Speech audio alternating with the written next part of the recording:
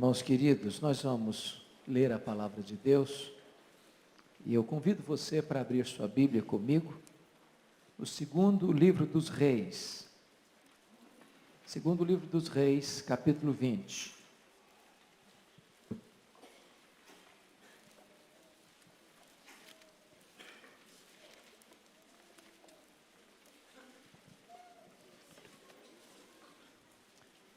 Nós estamos, como o pastor Arival disse, comemorando mais uma data da reforma, 498 anos. E para que a reforma mantenha sua chama acesa, é vital que nós passemos a verdade que nos transformou à nova geração. E esse texto vai falar exatamente disso. Então, por favor, acompanhe a leitura, capítulo 20, versos de 1 a 11. Naqueles dias, Ezequias adoeceu de uma enfermidade mortal. Veio ter com ele o profeta Isaías, filho de Amós, e lhe disse: assim diz o Senhor, põe em ordem a tua casa, porque morrerás e não viverás. Então virou Ezequias o rosto para a parede e orou ao Senhor, dizendo: lembra-te, Senhor, peço-te, de que andei diante de ti com fidelidade, com inteireza de coração, e fiz o que era reto aos teus olhos, e chorou muitíssimo. Antes que Isaías tivesse saído da parte central da cidade, veio a ele a palavra do Senhor, dizendo: volta e dize a Ezequias, príncipe do meu povo, assim diz o Senhor, o Deus de Davi teu pai, ouvi a tua oração, e vi as tuas lágrimas, eis que eu te curarei, ao terceiro dia subirás à casa do Senhor, acrescentarei aos teus dias 15 anos, e das mãos do rei da Síria te livrarei, a ti e a esta cidade, e defenderei esta cidade por amor de mim e por amor de Davi meu servo. Disse mais Isaías: tomai uma pasta de figos, tomaram-na e a puseram sobre a úlcera, e ele recuperou a saúde. Ezequias disse a Isaías: qual será o sinal de que o Senhor me curará, e de que ao terceiro dia subirei à casa do Senhor? Respondeu Isaías: ser-te-á isto da parte do Senhor como sinal, de que ele cumprirá a palavra que disse, adiantar-se-á a sombra 10 graus, ou os retrocederá. Então disse Ezequias: é fácil que a sombra adiante 10 graus, tal porém não aconteça, antes retroceda 10 graus. Então o profeta Isaías clamou ao Senhor e fez retroceder 10 graus a sombra lançada pelo sol declinante no relógio de Acaz. Irmãos amados, a Bíblia diz que Ezequias começou a reinar com 25 anos. A Bíblia diz que ele governou em Jerusalém 29 anos. Consequentemente, Ezequias morreu aos 54 anos de idade. Ele era filho de Acaz, um rei perverso, mau, idólatra, assassino. E logo que Ezequias assume o seu governo, ele abre a porta da casa de Deus que havia sido fechada pelo seu pai, ele limpa a casa de Deus, ele restabelece o culto divino,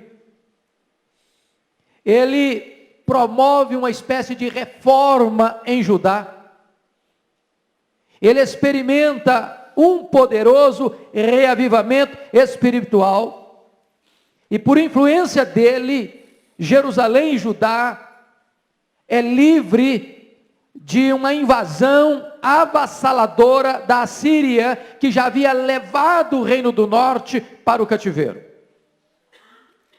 Mas agora, aos 39 anos de idade, depois de 14 anos de governo, quando ele estava no auge do seu progresso como rei, e implementando as mais importantes reformas na sua nação, e experimentando um poderoso reavivamento, Deus manda a Isaías à sua casa com uma mensagem urgentíssima. Põe em ordem a tua casa, porque certamente morrerás e não viverás. Em outras palavras, nenhum homem morre bem se a sua casa ainda não está em ordem. Não basta viver bem, não basta morrer bem, se a nossa casa não está bem.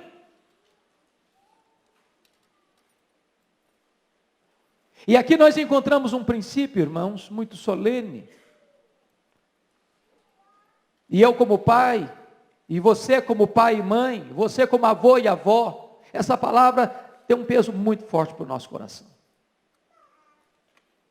Porque Deus espera de nós não apenas que estejamos bem, como pessoa, como indivíduo, mas Deus espera de nós que os nossos filhos também estejam bem, que a nossa descendência também esteja bem, que a nossa família também esteja adotando e vivendo os mesmos princípios e valores que um dia nós abraçamos.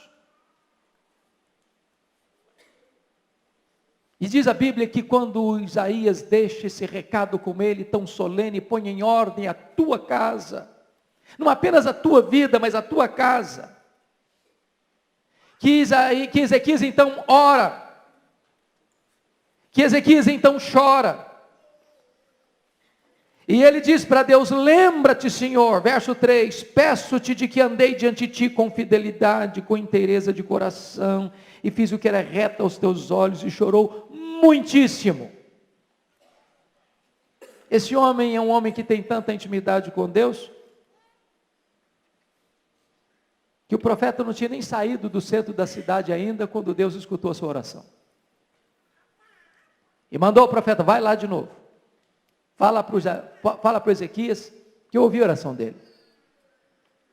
E que eu vou dar mais do que ele pediu. Ele pediu cura, e eu vou dar cura. Eu vou dar um plus de 15 anos mais na vida dele. Ele está com 39, só vai morrer com 54.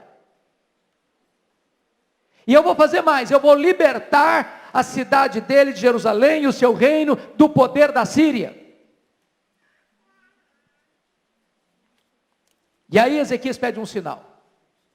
Já que Deus respondeu a minha oração, já que vai me curar, então eu quero uma prova. Eu quero um sinal. E o profeta diz: então escolhe o que você quer. Se o relógio vai retroceder, você vai adiantar a sombra. Adiantar, todo relógio adianta. Quero saber se o relógio volta. E relógio adiantar é comum, mas agora relógio voltar o ponteiro, eu não sei, eu não conheço esse negócio não. Então, já que Deus vai fazer um milagre, que faça um milagre grande. Eu quero que retroceda. E assim foi feito. Entretanto, eu chamo a sua atenção para um fato. Abra sua Bíblia comigo no texto paralelo a esse, que é mais resumido do que esse, em 2 Crônicas 32. O que aconteceu? 2 Crônicas 32. Versos 24 e 25. Aqui é um resumo. Você pode ler comigo 24 e 25? Vamos juntos? Quem já encontrou? Vamos lá? Naqueles dias, adoeceu Ezequias mortalmente. Então orou o Senhor, que lhe falou, lhe deu um sinal.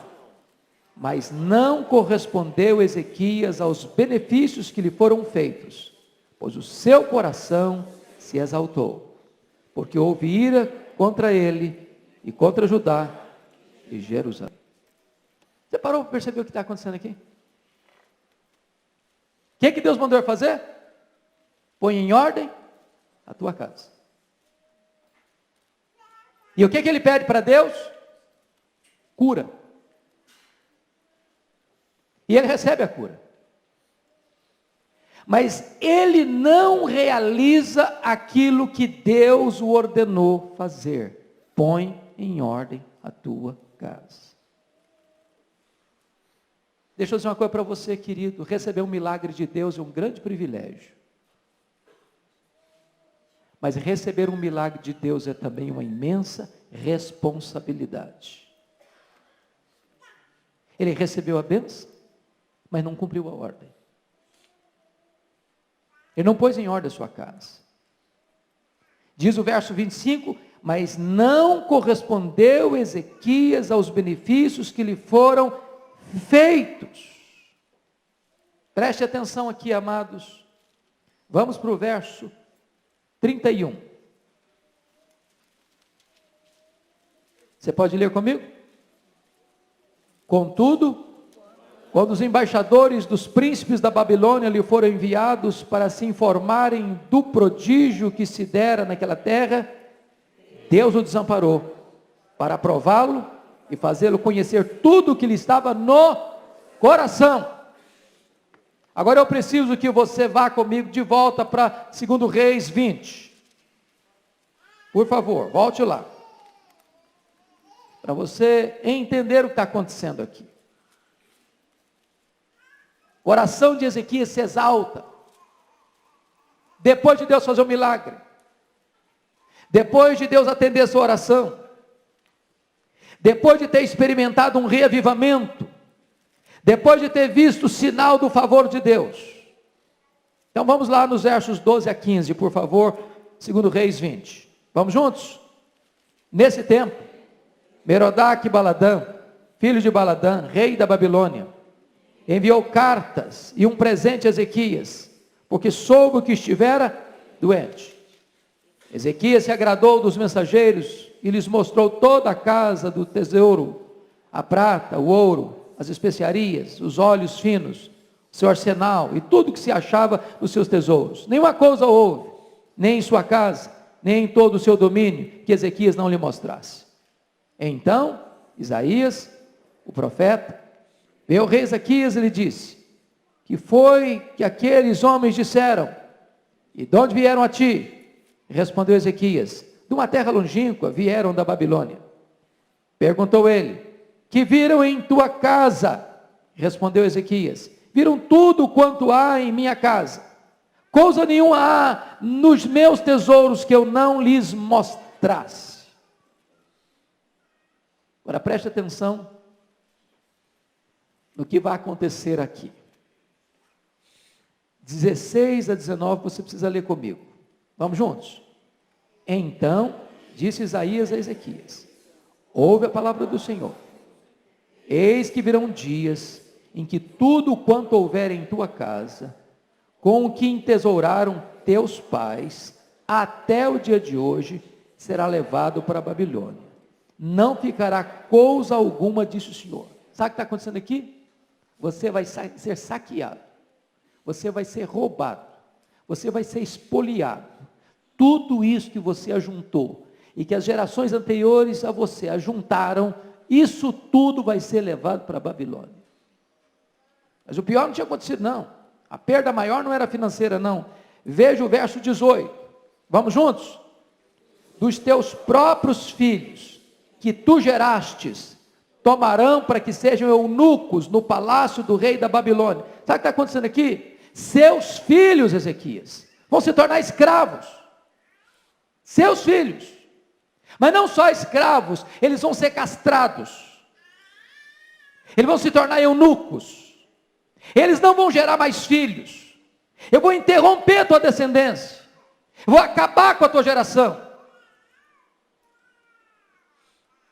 Que notícia trágica. Que notícia dolorosa. Mas pior do que isso foi a reação dele. Olha o verso 19. Vamos juntos?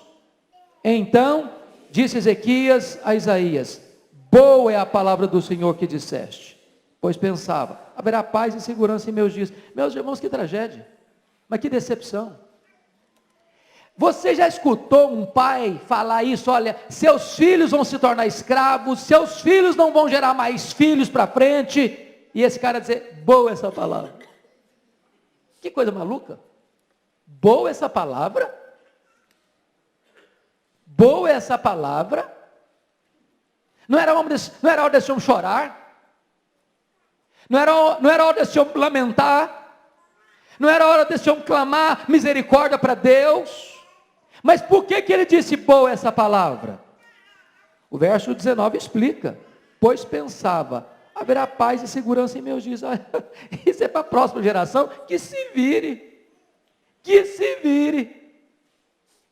O que me interessa é que nos meus dias eu vou ter paz. O que me interessa é que nos meus dias eu vou ter segurança. Mas meus filhos, os meus netos, se a outra geração vai se dar mal, eu não estou nem aí. Ô irmãos, nós jamais seremos vitoriosos.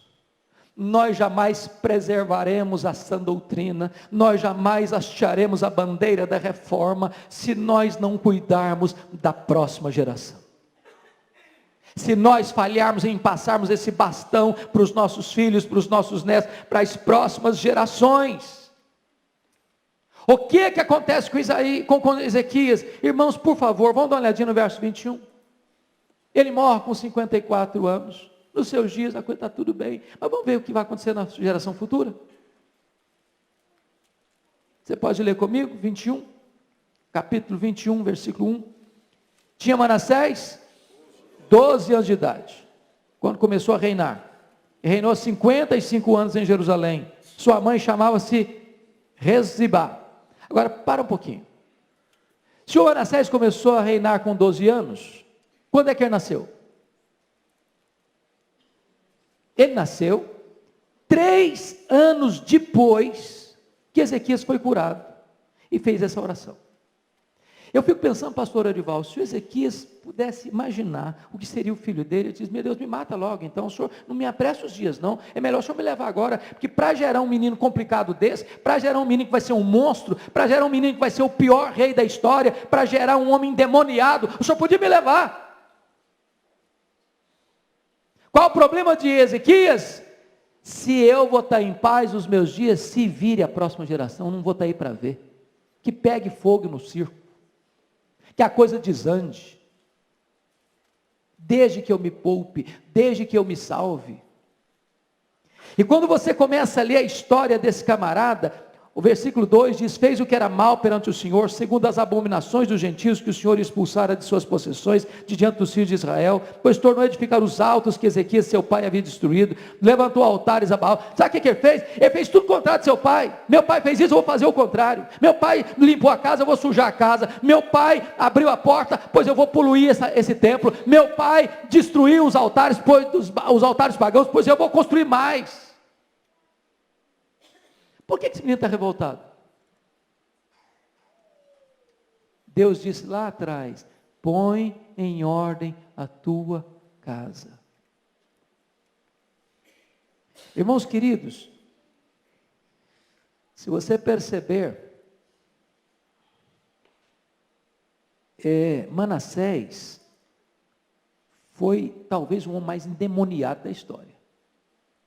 Ele foi idólatra, ele foi feiticeiro, ele foi astrólogo, ele foi assassino, ele queimou o filho dele num altar pagão, ele fez toda coisa que você possa imaginar de tragédia. De tragédia.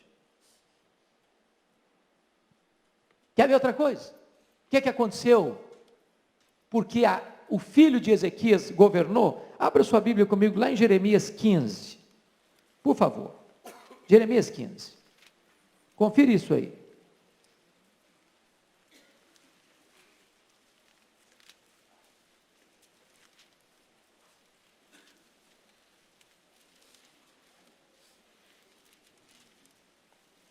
Olha qual é a influência de uma pessoa má para as futuras gerações.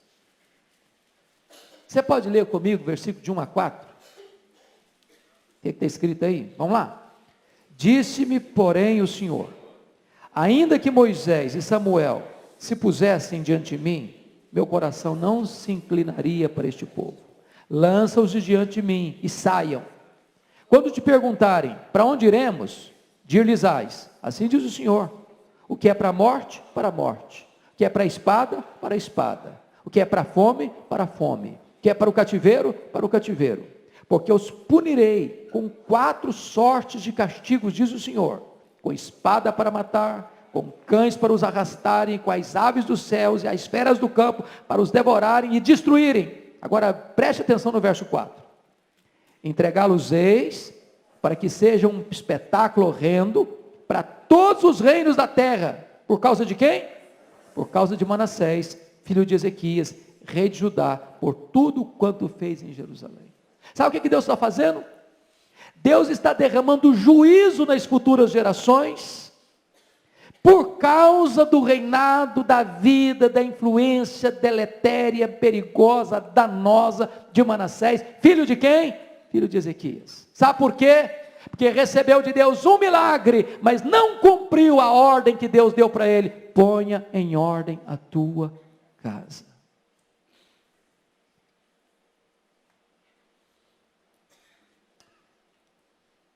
Alguém disse certa feita que Davi salvou o mundo e perdoou a família.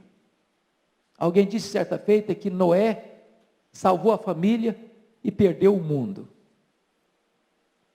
Quem sabe nós poderíamos ter um outro posicionamento. Deus ajuda-nos a salvar o mundo por intermédio da nossa família. Cada pessoa na Bíblia parece que tem uma missão muito clara, muito específica. Fiquei muito feliz hoje, pastor Arivaldo, de ler sua pastoral. O senhor mostrou para os membros da igreja, eu espero que todos que receberam o boletim leiam a pastoral de hoje, que esta igreja, a igreja de Pinheiros, tem uma vocação nessa cidade. Tem um chamado de Deus nessa cidade. E quando você se integra a essa igreja, espera-se que você abrace essa visão. Quando eu olho para a Bíblia, eu vejo que homens têm uma visão clara. Por exemplo, quando você pensa em Moisés, a missão de Moisés é tirar o povo da escravidão. A missão de Josué é introduzir o povo na terra prometida. A missão de Salomão é construir o templo. A missão de Neemias é restaurar Jerusalém. A missão de Paulo é pregar aos gentios. Mas você pergunta, qual foi a missão de Abraão, o pai da fé? Você pode olhar comigo qual foi a missão dele? Gênesis 18, 19, confira lá. Gênesis 18, 19.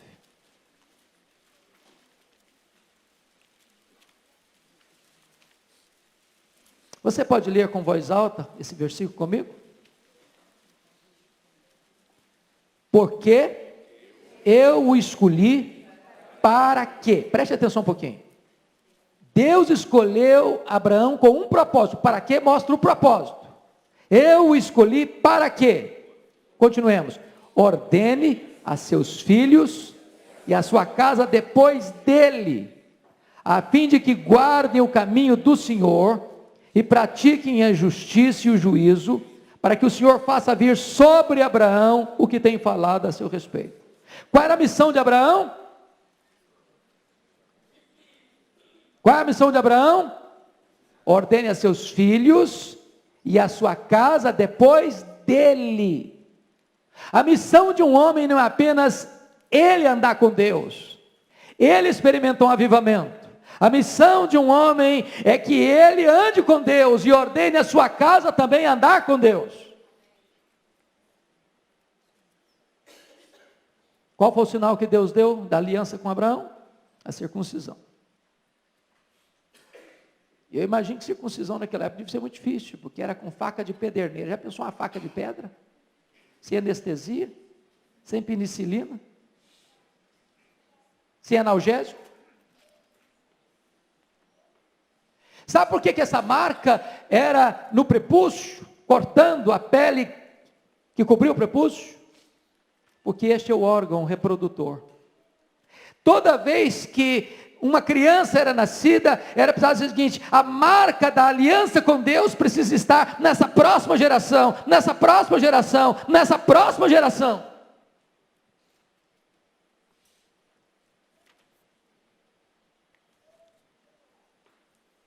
Agora preste atenção nisso. Com que idade tinha Abraão quando nasceu o filho da promessa? 100 anos. 100 anos. Já era velho. E aí, com que idade o filho dele casou, Isaac? Com 40 anos, ele tinha 140 anos.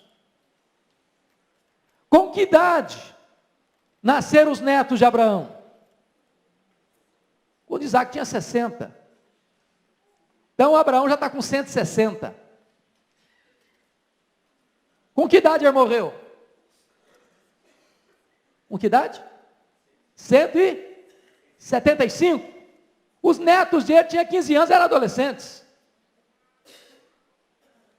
Mas ele foi instruído a não só andar com Deus, mas ensinar os seus filhos, a sua descendência a andar com Deus. Em outras palavras, irmãos, o Abraão não viu o cumprimento da promessa. Não importa, meu amado, se você não vai ver seus netos, se você não vai ver seus bisnetos, o que importa é que o seu papel como homem de Deus, como mulher de Deus, é você instruir a nova geração, para que essa nova geração conheça Deus e ande com Deus. Você quer conferir isso comigo lá em Hebreus 11, 13, por favor?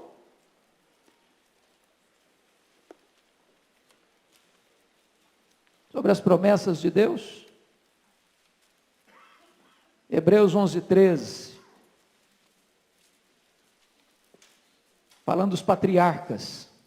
Disse assim: pois todos estes morreram na fé, sem ter obtido as promessas, vendo-as, porém, de longe, e saudando-as, e confessando que eram estrangeiros e peregrinos sobre a terra, saudando as promessas de longe.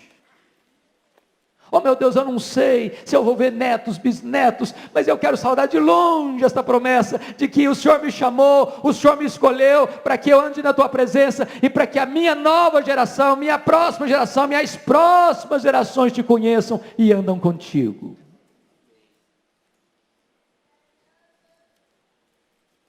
Eu fico olhando na Bíblia, um homem, e eu vou caminhar para encerrar, o Samuel. Você quer uma vida mais bonita que Samuel? Quer uma biografia mais bonita do que Samuel? Você quer ver como é que Samuel encerra a vida dele? 1 Samuel 12, dá uma olhadinha lá comigo. 1 Samuel 12. Esse camarada foi um juiz, era uma espécie de rei, governador, um governo teocrático, e ele está fechando o mandato dele, ele está encerrando o governo dele, e ele está fazendo uma prestação de contas, diante de uma comissão examinadora, diante do povo. Olha o que ele vai dizer para o povo, 1 Samuel 12, de 1 a 5, então disse Samuel a todo Israel, eis que ouvi a vossa voz em tudo quanto me disseste, constituí sobre vós um rei. Agora, pois, eis que tendes o rei à vossa frente. Já envelheci, estou cheio de câncer, e meus filhos estão convosco. O meu procedimento esteve diante de vós, desde a minha mocidade até o dia de hoje. Ele começou muito cedo, quase como um menino. Eis-me aqui, testemunhar contra mim perante o Senhor, e perante o seu ungido, de quem tomei o boi, de quem tomei o jumento, a quem defraudei, a quem oprimi, e das mãos de quem aceitei suborno para encobrir com ele os meus olhos, e vou-lo restituirei. Já pensou se os políticos de hoje fossem dar uma prestação de conta dessa? Versículo 4, então responderam, em nada nos defraudaste, nem nos oprimiste. Não estou falando de um mandato de 4 anos não, irmão, estou falando de uma vida inteira, da juventude à velhice. Em nada nos defraudaste, nem nos oprimiste, nem tomaste coisa alguma das mãos de ninguém. E ele lhes disse, o Senhor é testemunha contra vós outros, e o seu ungido é hoje testemunha de que nada tendes achado nas minhas mãos. E o povo confirmou, Deus é testemunha, não achamos nada, você foi correto, você foi íntegro, você foi probo, você foi incorruptível ao longo do seu governo. Ah, eu queria terminar a vida assim, você não queria não? Mas vamos ver um pouquinho mais? Agora abra lá no capítulo 8, desse mesmo livro. Vamos ver uma coisa aqui.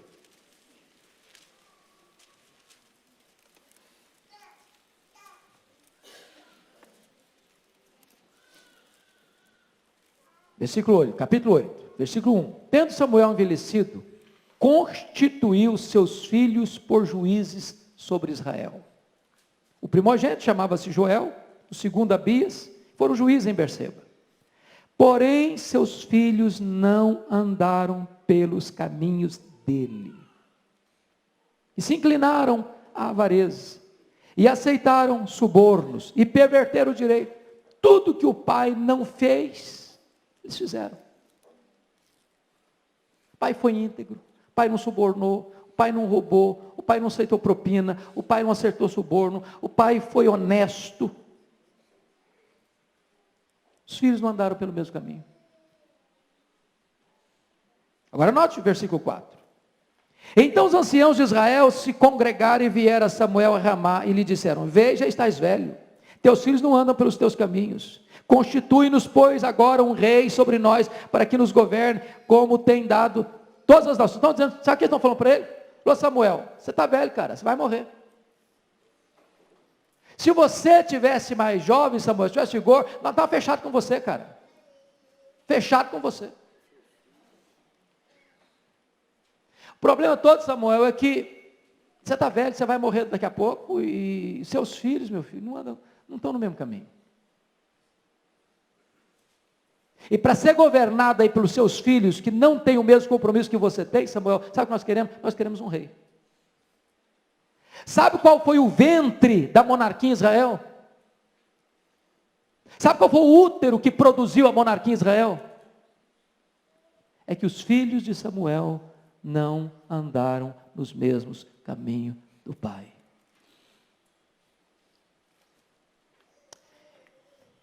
Irmãos queridos, nós estamos numa corrida de bastão, corrida de revezamento. Não basta apenas pastor Arival, eu, meu amado presbítero, andarmos com Deus. Se Deus não tiver misericórdia dos nossos filhos. Se Deus não tiver misericórdia dos nossos netos. Tudo que foi feito nessa geração pode se perder na geração seguinte. Pastor Arival falou agora da Escócia, de John Knox. Estive lá há 20 dias. Que tristeza, que dor. O templo principal da praça da cidade de Edimburgo é um bar. Um bar. Um bar. Passei pela Holanda agora, e a pessoa nos dava palestras sobre Holanda e disse o seguinte: até 1960 a Holanda era um país protestante, o povo ia para a igreja. Hoje, os templos estão lá, mas o povo não vai para a igreja mais. A igreja da Holanda se perdeu numa única geração, ela se perdeu.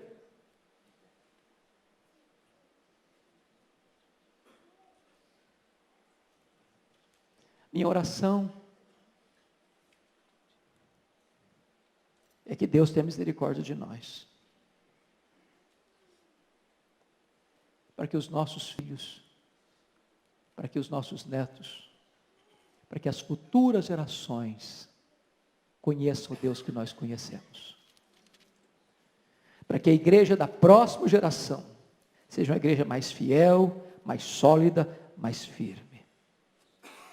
Para isso, o que é que nós temos que fazer? E eu termino com a leitura desse versículo. Volta comigo os olhos para 2 de Pedro, capítulo 1. O que é que você e eu precisamos fazer? 2 de Pedro, capítulo 1. Versículo 12 a 15.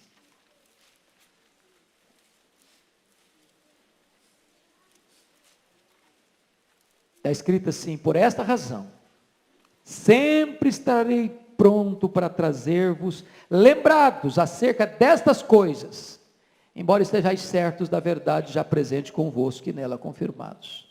Também considero justo, enquanto estou neste tabernáculo, despertar-vos com essas lembranças, certo de que estou prestes a deixar o meu tabernáculo, em outras palavras, estou prestes a morrer, como efetivamente nosso Senhor Jesus Cristo me revelou. Mas de minha parte,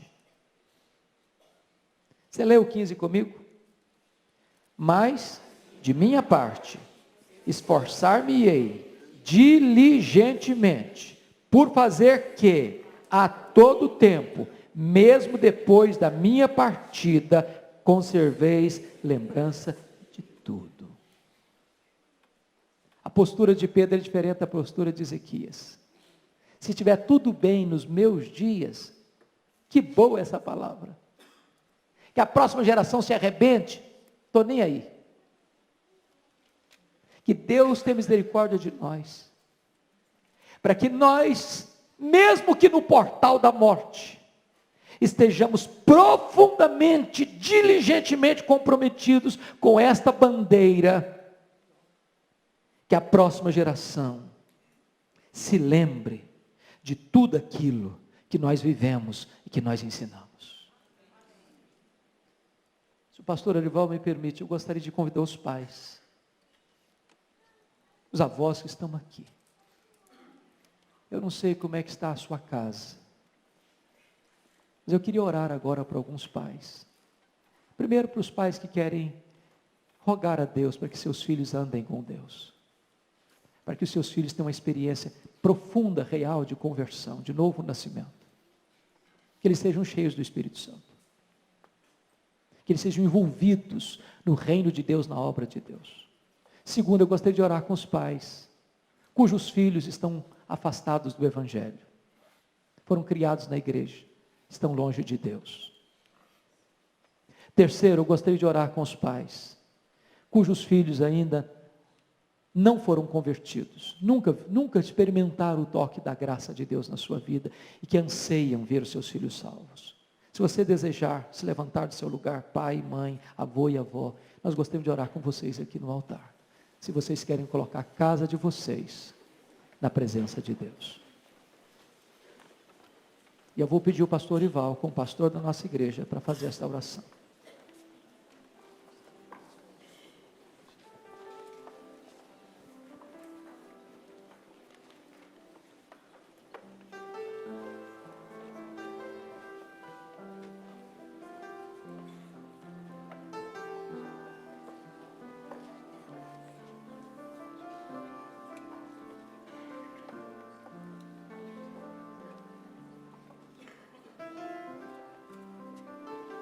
Senhor Deus, nós estamos diante de Ti. Tu conheces o nosso passado, o nosso presente, o nosso futuro. E a família que temos, foi o Senhor que nos deu. Os filhos que temos são herança do Senhor. Sabemos, ó Deus, que não temos capacidade de criá-los, conforme a Tua palavra. Sabemos, ó Deus, que somos falhos no nosso exemplo, nas nossas atitudes,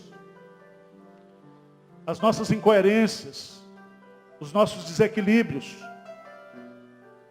Mas em nome de Jesus, derrama a Tua graça sobre nós nessa manhã, Senhor.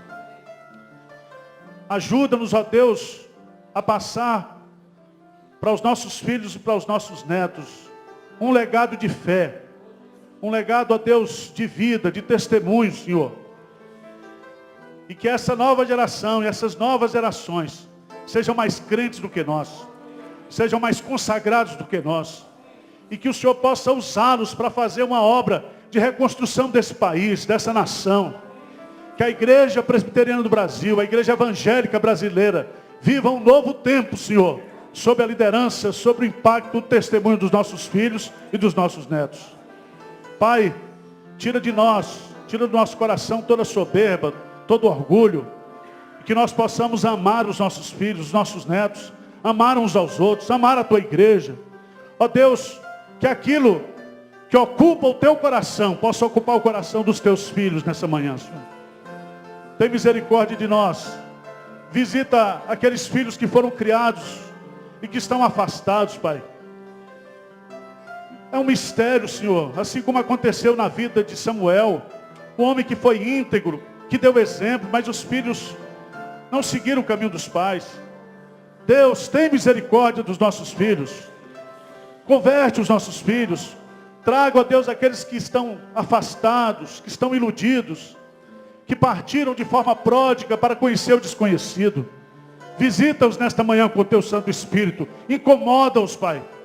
E que nós possamos ter alegria, como teve Abraão, de morrer, vendo os nossos filhos na Tua presença, Senhor. Sustenta aqueles que estão na tua casa também, Pai. Não permita que os nossos filhos se desviem. Que o Senhor abençoe o futuro deles, o casamento deles, a profissão deles.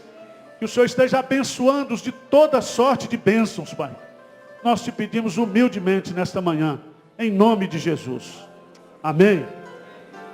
Amém. Eu e a minha casa, vamos lá? Eu e a minha casa serviremos ao Senhor. Amém.